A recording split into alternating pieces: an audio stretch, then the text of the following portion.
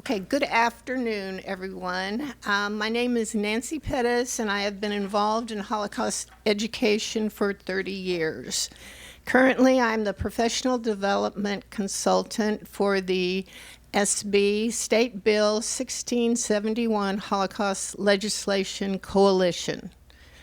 Today I'm honored, I feel very honored to welcome all of you and thank you for your interest in keeping the memory of the Shoah alive. If you are a teacher, please stand. Please stand if you are a teacher. Whoa. All right. Oh my God. I did not expect so many of you. Thank you, thank you, thank you. We are definitely honored to have you to join us for this special screening of Traces, Voices of the Second Generation, which is a powerful film that delves into the experience of second-generation individuals who are the children of the Holocaust survivors. Through their stories, we gain unique insight into what it was like growing up in the shadow of such profound history. We also learn how their parents' past shaped their own lives in so many ways.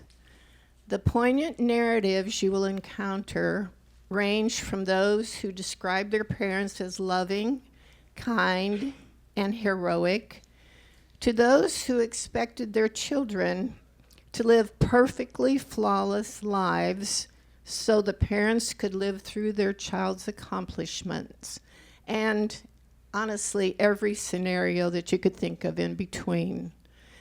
To our teachers, your dedication to Holocaust education ensures that these narratives continue to resonate and inform future generations. Thank you for your commitment, and we hope this valuable resource inspires meaningful conversations and deeper understanding within your classrooms and communities. This is such an important resource because you all know we have so few Holocaust survivors left that we will need to utilize these stories as well. Excuse me. So, if I've learned anything from my years of teaching, one thing is certain. Holocaust education changes hearts and minds. I know because it has changed mine, and countless others. Let us remember that the lessons of the Holocaust are not just relics of history, but guiding principles for empathy, justice, and humanity. May the stories shared in Traces, Voices of the Second Generation inspire us all to defend the truth, to challenge intolerance, and to nurture compassion in our daily lives.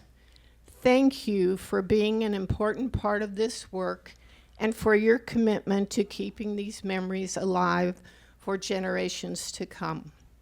I do have another short message to share.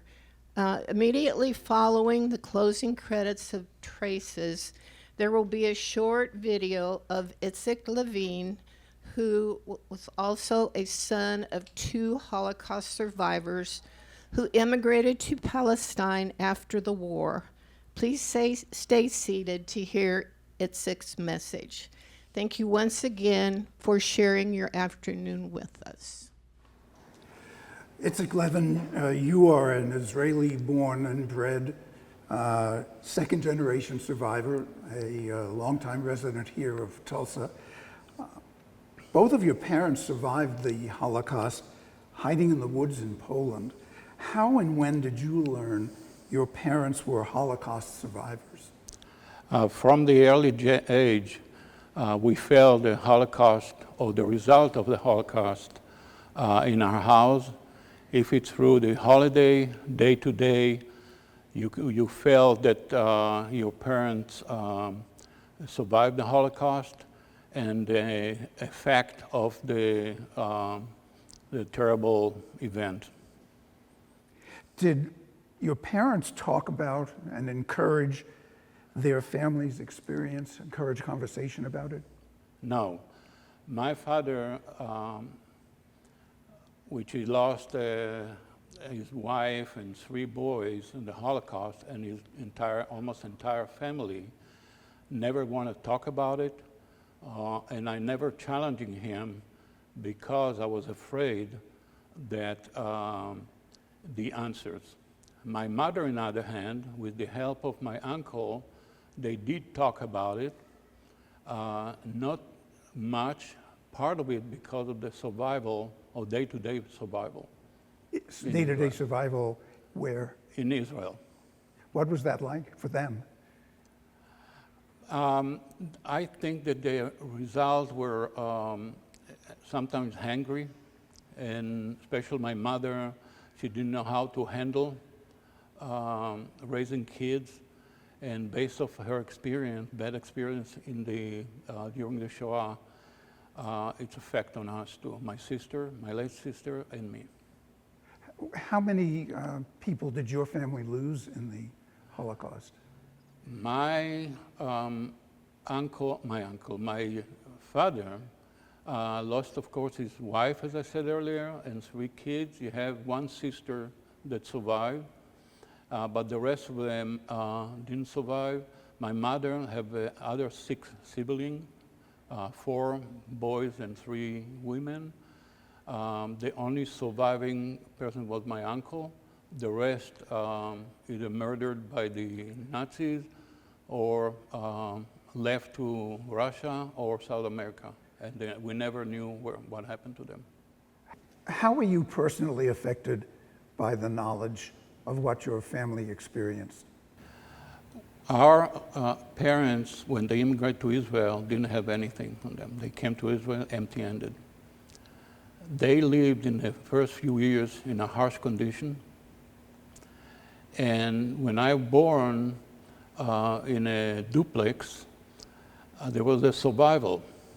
My father worked away from the house. He would leave the house on Sunday, come back on Thursday.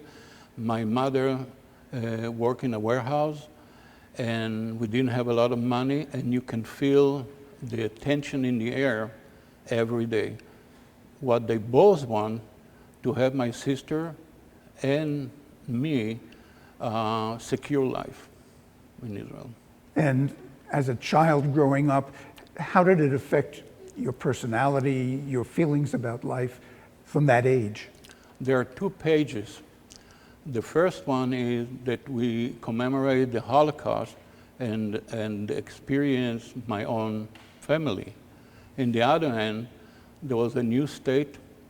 We want to open a new page in the state of Israel. So I'll give you one example. My parents speaks Polish, Russian, and Yiddish. They talked Yiddish between themselves, and when they tried to approach me or tell me something, I always stopped them and said, say it in Hebrew, and that tells all. Are second-generation survivors in Israel different from second-generation here in the United States? The answer is yes, because from the early age, almost even from kindergarten, you are commemorating the Holocaust every year, every day, and once a year when we have the Yom HaShoah, for example. Here, it's only maybe a couple hours that people get together and hear a lecture. In Israel, it's 24 hours from sundown, no schools, a radio station basically running only Hebrew songs or songs in Hebrew, and we have a siren goes off at 11 o'clock in the morning. Everybody, student, adult, going some places, like every town have a commemoration place where they have ceremony. So it can be anywhere. So does that affect the way that second-generation survivors in Israel, the way they look at the world, the way that they look forward to their lives, is that different, you think, from second-generation survivors here? I think so. Different is that you feel it anywhere you go, and the atmosphere and the commemoration is all the time. You hear about immigration coming to Israel, you help them out to settle. When I said about commemoration for 24 hours, everything is shut down, basically. Okay, almost like Yom Kippur. And even if you're driving and the siren goes off, everybody stop, get off the car and standing for 2 minutes. And that's a big difference from here. You feel it. When I grew up, different from what today, because the second generation part of the growing up and survival in the new state. But today, it's third generation, fourth generation, fifth generation. It's not as strong. Also, it's almost a mandatory, the schools, high schools, going to Poland for the March of the Living. So we live it almost every day because we always say never again. It's Levin, thank you very much for sharing your story with us. You're welcome. Good afternoon. My name is Robert Cohen. It's my privilege to moderate a panel discussion with people whose experiences offer a powerful perspective on memory, identity, family, and resilience. I'll ask our panelists to come take seats up front here. With us today are Karen Johnscher, Cheryl Hurling, and Jim Moore. And I've got a lot more questions to ask them than we'll have time for. But before we get to mine, I would just like to ask our panelists one at a time to talk about their reaction as they watch this film and how it might have resonated with them. And we'll start with you. Hi, I'm Karen Johnscher. I live in Edmond.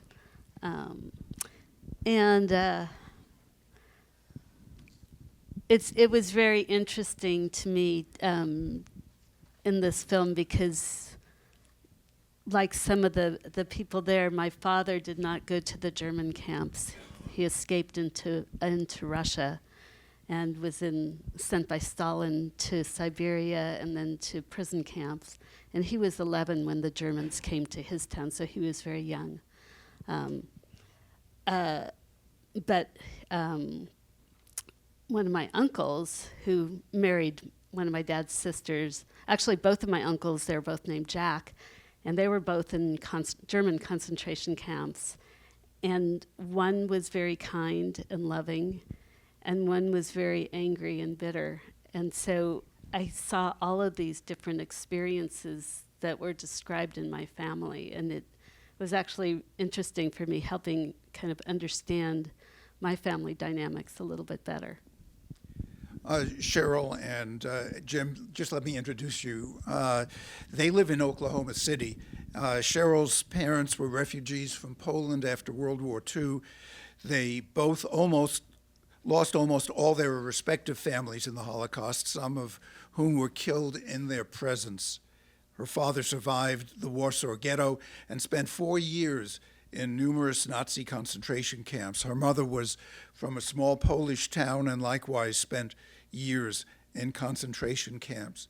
When Cheryl married Jim, they say her parents were not excited about it since Jim was not Jewish at the time. But he later converted to Judaism and things got better. And Jim got to be very close to her parents and heard many of their stories. Now, to your responses or reactions to the film. Am I on? Okay. I feel like I should sing. I appreciate everyone being here, first of all. it's not easy for me, and I'm sure it's not easy for everyone else. As we've already heard, my dad was the only survivor of his family. There was 5 children, grandparents, a giant extended family. My mom had 8 siblings. Her parents, everyone but her and a sister were killed. And as I say it, growing up, I was void of understanding that. My parents never spoke about it. They were beautiful, happy, resilient people. Everyone has their flaws. They never tried to guilt us or make us feel like we should suffer because they'd suffered. They didn't even want us. We would just say, how come we don't have family at holidays, or because something happened to them. You know, they're not. We always knew that there was death lingering around, but I grew up in a wonderful, loving, happy family. I was not the good. My sister was born in liberation camps. She was the good girl. She, as one of the daughters talked about, she always felt like she should be perfect. I was rebellious, and my parents never made me feel like, I should do things a certain way because of what they went through, and for that I'm very grateful. As far as I think what is always present in a second generation is I always felt like I wanted to make it up to them. There was nothing I could do in my life to take away their pain, but I always wanted to. I knew it was present even though they didn't tell me. When I married Jim, it was a big trauma in my family because Jim wasn't Jewish, and my parents didn't they never said to me, look what we went through, you shouldn't marry anyone not Jewish. But to my parents, they couldn't understand that someone that was not Jewish could love the Jewish people. They always felt like anyone that wasn't Jewish would turn their back on us, would kill us at any time, wouldn't save us. And so I understood where they were coming from, but I also felt like they were wrong. And in Jim's case, they were wrong. Jim opened up his heart and became the president of the temple and was very, very close to my parents after we had children. And so I feel lucky that I had wonderful parents. I wish I still had them. I wish I could have done more for them, to them, with them to make their pain go away, but they were wonderful people. And there's a lot that I can't relate to from some of these people, and I'm sure all the second generation have different attitudes and different experiences. Jim knows a lot more about my parents' experiences that I do. They didn't want to ever hurt us and tell us, but as they were getting older, they did open up to my husband, and for that I'm grateful because he carries a lot of memories that I now am learning. But yeah, in response to the question about watching the film, there were so many things in there that I've heard before, either from Cheryl, her sister, or their 2 cousins, and from her parents, whose names were Adam and Eva, believe it or not. But when I met Cheryl, it was like one of those things like she's the one. But it took years for that to happen because we had to work through a lot. And even after we got married, her parents were very standoffish about it. They, like she said, they never explicitly said anything, but their actions were like that one girl who talked about her father just quit talking to her basically forever. It was almost that extreme. But it's amazing the magic a grandchild can do. And when we had our first son, Cheryl's mom still didn't handle it, but Dad was there for the bris, and it was the first time we'd seen him in a while. And I'll never forget him standing at the bris holding our son saying, Mr. Hitler is spinning in his grave. To him it was vindication of what they had been through, that they survived, and that the family and the Jewish people were surviving. And Cheryl and I have gone through a lot, but over the years, I felt like Adam and I got to be very close. He treated me like a son, and he did confide a lot in me. I knew he didn't want to burden his kids with it, but he didn't want it to go. He didn't want it to be lost. And so I became the repository for a lot of things, and I honored that. Cheryl's mom ended up doing an interview with the Shoah Foundation, Steven Spielberg's project, that recorded the personal histories of a lot of Holocaust survivors, but Adam would never do it. Part of the reason, I think, was because he and Michael's dad did a lot of stuff after the camps that he didn't want anyone to know about. But it was an honor and a privilege to get to know them. I tell my sons, I said, look at what you come from on both sides of the family, people that went through hardships, but you inherited whatever it was in these people that allowed them to survive, not only survive, just unimaginable cruelties and despicable acts. They survived, but they're resilient enough to thrive after that. There's something special in these people, and you got some of it, and be proud of it. And it's kind of like the woman who talked about the stain being washed away. Cheryl and her sister carry some of it. Our sons probably carry a little bit of it. Their kids, hopefully, will live on with the strength part of what they inherited from their family.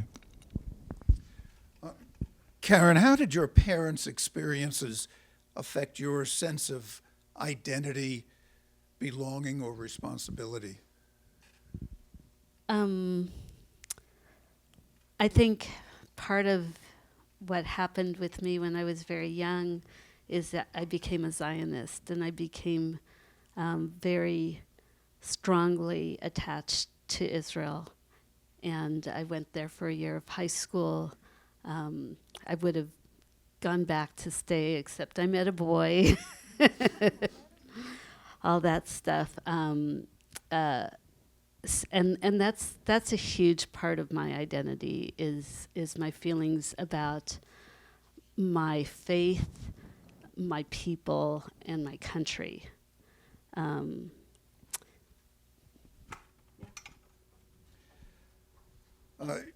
Cheryl, how did your parents' experiences, what did that lead to you,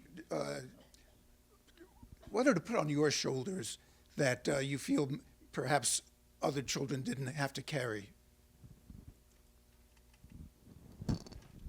I think Jews in general feel that they carry the weight of ancestors. We've been through a lot. It wasn't the Holocaust. It wasn't our first trauma.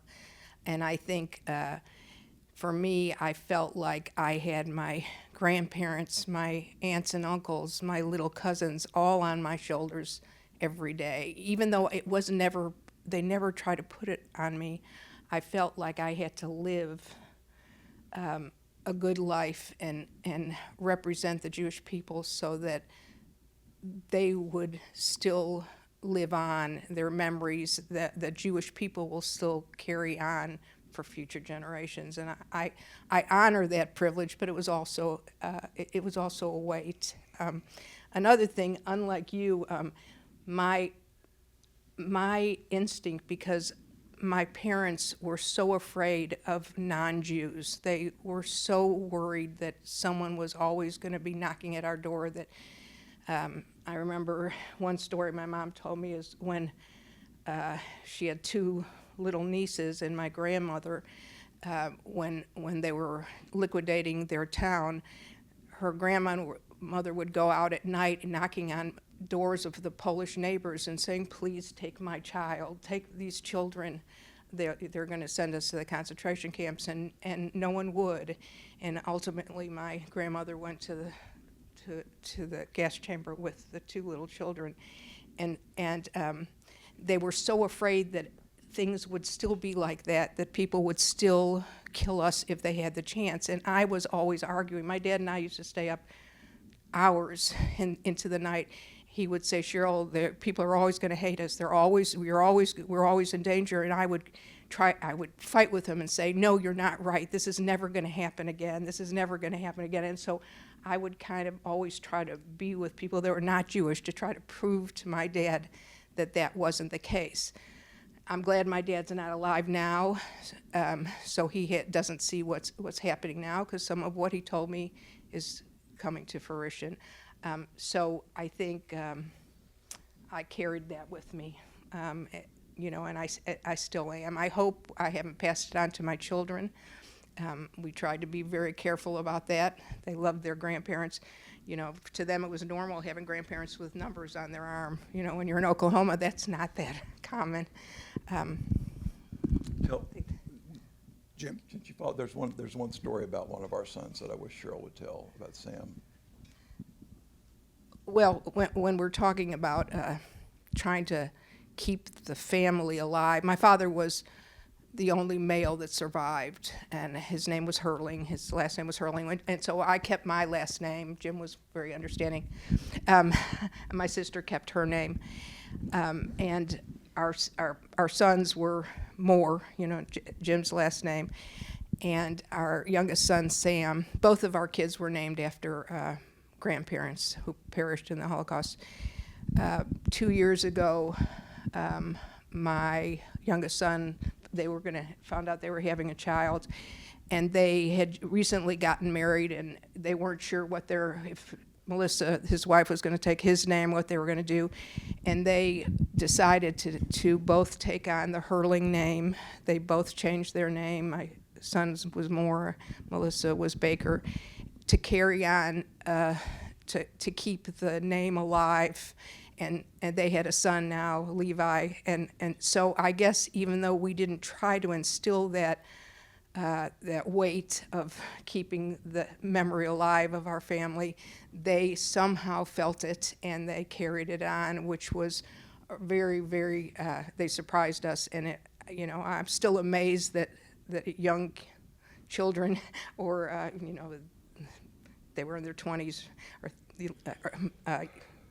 30s, that they had the heart to do something like that. So it shows that has carried on, I hope not as a burden, but as a strength. I read something that we talk about second generation people carrying inherent trauma, generational trauma, but I think it's more important that we carry the resilience and the strength. I think that is, for us, the testament of who we are. We carry with us the strength of those survivors, and it is amazing. And so I hope that we were able to instill that in our kids. Karen, did you notice a difference between your parents and your friends' parents? That's a loaded question. My parents are both very different from each other. My mother is a second-generation Denverite, and her family came from Hungary in the 1880s. My father was from a small town in Poland, and we had he was Orthodox, she was Reform. It was a very schizophrenic household, so we were kind of different than everybody anyways. I lived in a primarily Jewish neighborhood in Denver, and so there was a lot of Holocaust survivors there. Many of my friends' parents were Holocaust survivors. There were some that, some of their parents were very difficult. They couldn't would have parties, because all the refugees would have parties together. My dad and my uncle were on a semi-pro soccer team, and their biggest joy was when they beat the Germans. They were called the DP Booters. And so there'd be lots of parties at our house in the basement. They built a bar in the basement, and so we'd have big parties there. And some of the people, just couldn't be down there in the basement with the party. They just they carried that sadness. And my parents, thank God, did not. Jim, how do you think younger generations should be educated as far as both the Holocaust and the experience of the second generation? As far as Holocaust, it's one of the things that struck me about this was they talked about 75 years later, the population has finally gotten back to where it was prior to the Holocaust. It is, I think the reason it took so long for people to start talking about it is because it's incomprehensible. It's just incomprehensible. And because it is, even though with all the evidence, with all the film, with all the pictures, it's easier for people to deny it if they want to. And of course, we've all heard about the deniers. It's like, that's crazy. Nothing like that could happen. We would know about it. The world would know about it. The world would have stopped it. You're making this up. You're trying to use it for advantage somehow. So I think for that reason, especially with more and more of the survivors being gone, it's incumbent on us to continue to tell the story and to continue to tell it in ways just like it was here. Because not only do movies like this tell the story of the second generation, it's the impact of the Holocaust on those people. When you listen to those folks talk, they're telling the truth. You can't make that up, especially the fact that there's so many similarities in their stories. So I think it has to be told. It has to continue to be told. And the second generation is just part of that same story.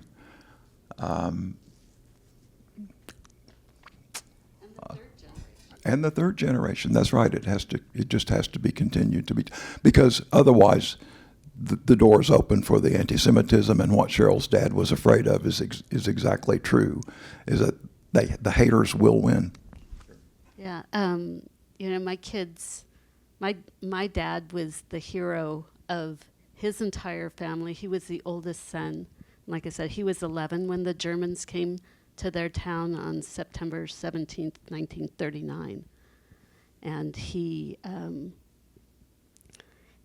was the oldest child of 5, and they all survived. And these parents took their children into Russia and into Siberia and into prison camps in the Ural Mountains, and then to Kyrgyzstan, where they lived out the war in a one-room hut with one bed for 7 people. And then my dad got a girlfriend, and she came too. And no running water, no, cooking outside on a fire. And all of these kids managed to make it through, and other families didn't. Other families who couldn't figure out how to do something so they could get money on the black market and get enough money to feed their families. My grandfather was a shoemaker, and he taught my dad how to do it. And my dad saved his family by making shoes, and that's how they survived. And I've told my kids this, and my kids interviewed my dad when he was finally speaking about it in his later life. And I'd like to say today would have been, well, if you go according to the official documents, which I think were a lie, he would have been 100 today. And I think he was 98. They all changed. You know that we have a very significant number of Holocaust educators in the room with us today. Cheryl, do you have any message for them in terms of the work that they do, and in particular guidance as to how they should go forth with their Holocaust education? I was sitting with a few teachers, and I am in awe of them for being here and for teaching the Holocaust. To me, as Jim said, I don't think you can teach the Holocaust by telling horror stories, and they are incomprehensible. They're too much for people to handle. They're too much for me to handle. I think the way to teach about the Holocaust is by teaching about the people that did go out and do something. There were millions of, unfortunately not millions, but many heroic acts of people saving lives, people going across defeating all odds of, walking on foot to save their children, to do whatever they can. I think we have to teach what dehumanization can cause. It's just not one word. It turns into 10 words. It turns into hatred, diminishing one life over another. I think that's what we have to teach is you cannot discount one life over another. And it's a tough lesson. We can use the Holocaust and the numbers. When you say 6 million, who can fathom that? You give them a name. You show them a picture of a family. I think that brings it home. But you can't teach it by trauma. You have to teach it out of love and teaching respect, and tell the story of resilience. Sometimes I'm amazed that my mom saw her sister get shot running up a hill, and she was the sweetest, kindest person in the world, that humans have the capability of being loving and kind and beating all kinds of odds. I think that's the lesson of the Holocaust. And to you, I wish you all good luck because you're doing an incredible job. I know the survivors, my father's greatest fear is that after they were gone, no one would remember, no one would speak up for them. And so these educators, I am amazed of the work you're doing, and I hope you continue with Godspeed for what you're doing. Jim, anything to add to that? Well, it did remind me of just fragments of thousands of fragments of interaction with Cheryl's parents and their friends, like the Kornblitz over time. But one evening, just a very mundane sort of thing, Cheryl and I are sitting with her mom watching TV, and and a commercial comes on, and it's for ASPCA, and it shows these pictures of all these abused animals. And her mom's just going, that's so awful, that's so awful. And Cheryl and I look at each other, and she says, Mom, you guys went through 10 times worse than that, what they're showing there. And her mom goes, oh, that was a long time ago.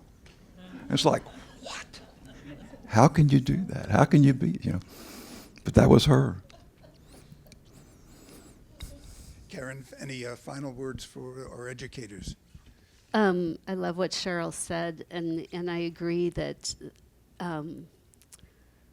teaching the importance of the preciousness of human life and of the elevation that we can strive for, and we can see that, I think, in survivors of the Holocaust who came from this place of unimaginable horror and lived to contribute to their communities, to raise loving families.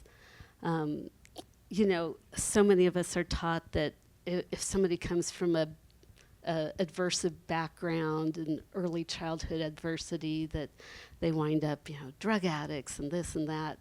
That's kind of the common parlance these days. But these people really speak to the nobility of the human spirit and to what we can become. And that's what I, just as a teacher, I would want to inspire children with, to really treasure that about being human and the importance of being human and of fighting against dehumanization because of the nobility of who we are. Well, on behalf of everyone here, thanks to our panel for your honesty, your courage, and your willingness to help us better understand the lasting impact of history. Your voices matter, and your stories help ensure that memory continues across generations. We're going to have a drawing in just a second. Thanks to the Frank Family Foundation for generously sponsoring this event. Thanks to all of you for being here, and special thanks to the Holocaust educators here for the important work you are doing.